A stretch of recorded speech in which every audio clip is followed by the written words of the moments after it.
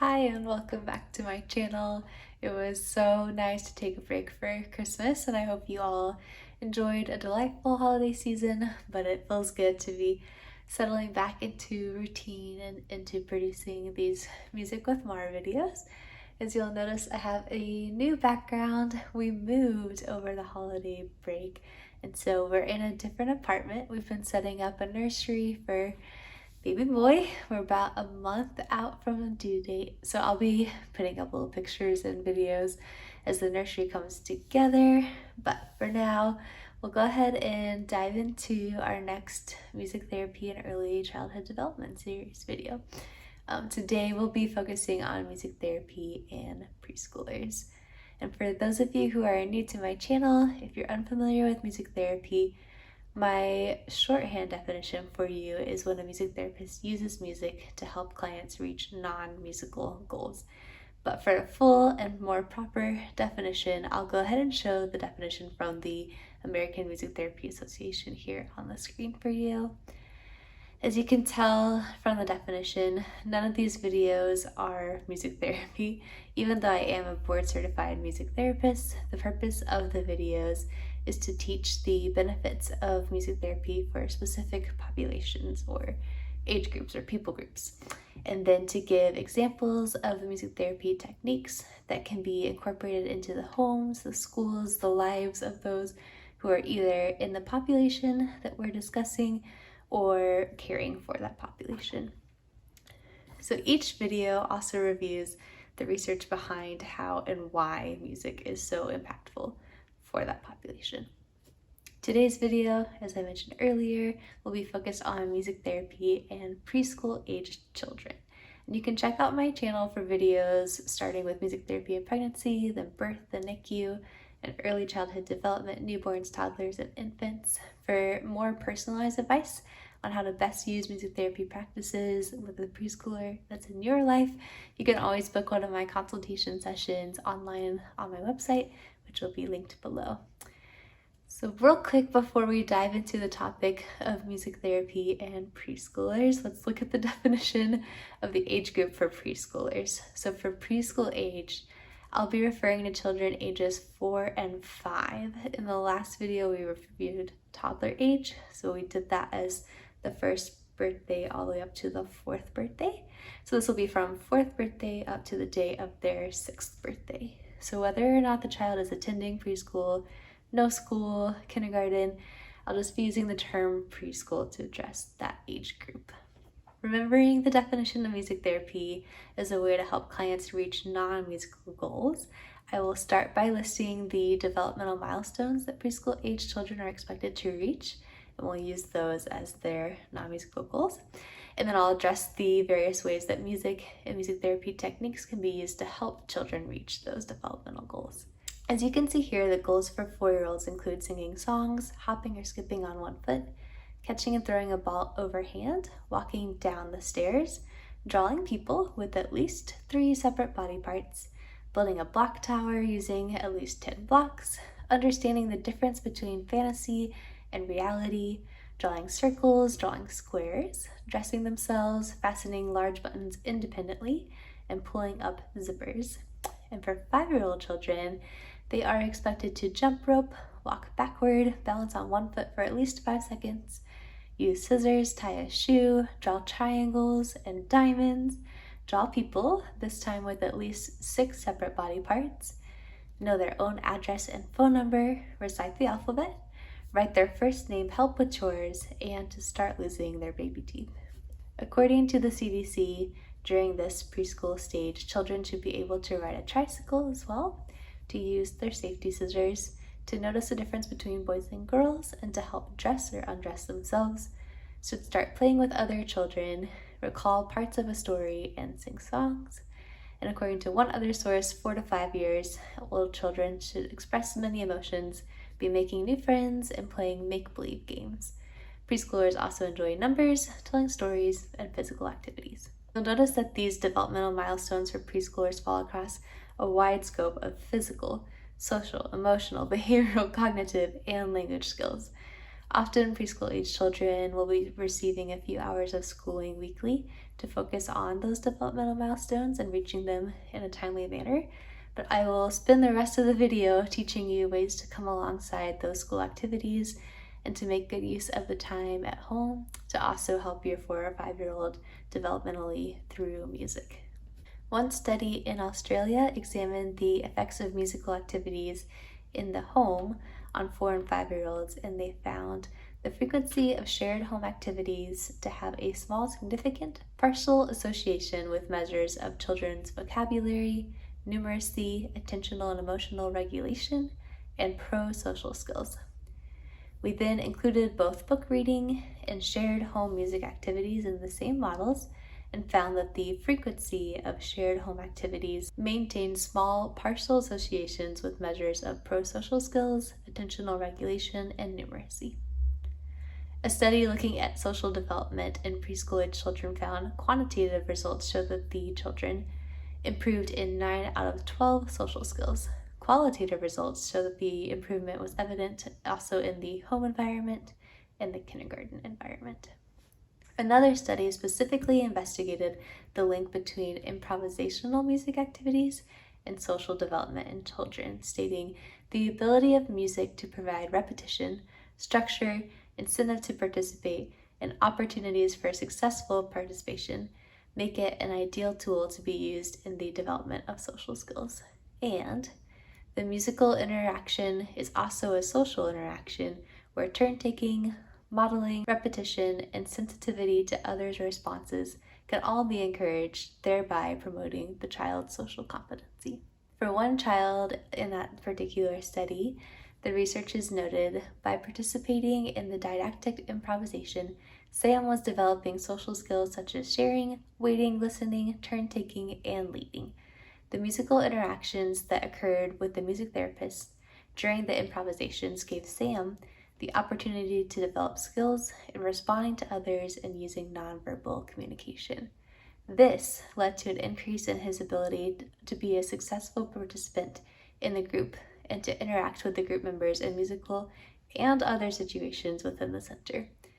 Sam's separation anxiety also decreased during this time, and for Sam, the instruments were successful tools in motivating him to participate, and music therapy provided a structured yet versatile workshop for social skills to be developed and nurtured. For information regarding emotions and behaviors in preschoolers, I have the following 3 studies.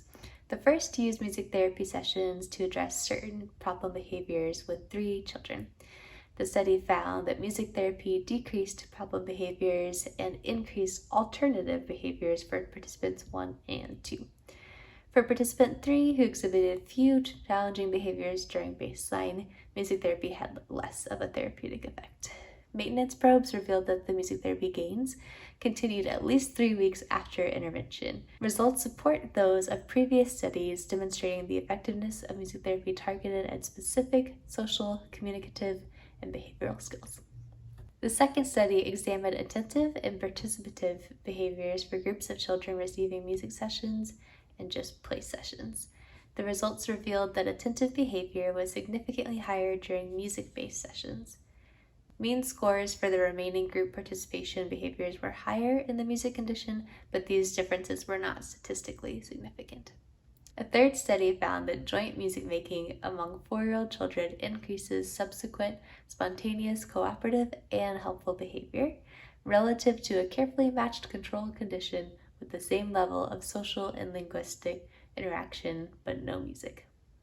As far as studies that show a benefit of cognitive development, one journal article states, after only 20 days of training, children in the music group exhibited enhanced performance on a measure of verbal intelligence, with 90% of the sample showing this improvement. These improvements in verbal intelligence were positively correlated with changes in functional brain plasticity during an executive function task.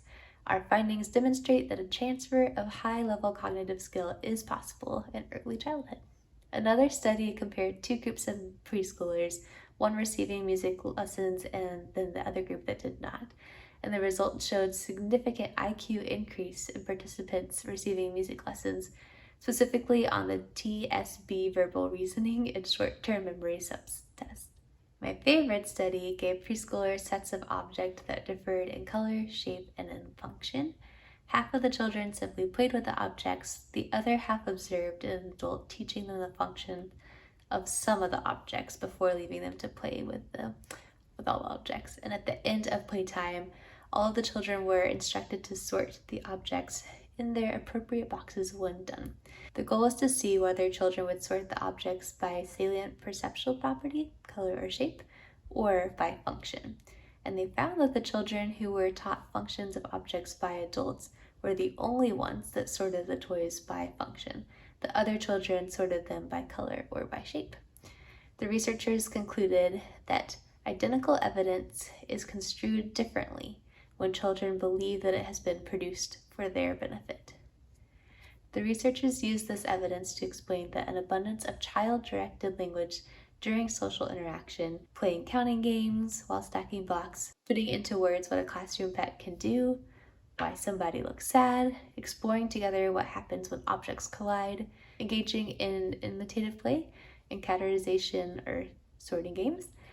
These and other shared activities can be cognitively provocative as long as they remain within the young child's capacities for attention and interest. They further conclude the essential and consistent feature of all of these activities is the young child's shared activity with an adult who thoughtfully capitalizes on his or her interest to provoke cognitive growth. In other words, do not underestimate the value of the adult-to-child relationship to teach and to help them with their cognitive development. The final category I want to review is music and language development. Here are a few studies that highlight the role that music plays with that developmental skill for preschoolers. The first study divided 50 preschoolers into two groups, one that received 60 music sessions that were geared to help with pre-writing and reading skills, and the other that received 60 sessions directly addressing pre-writing and reading skills without using music.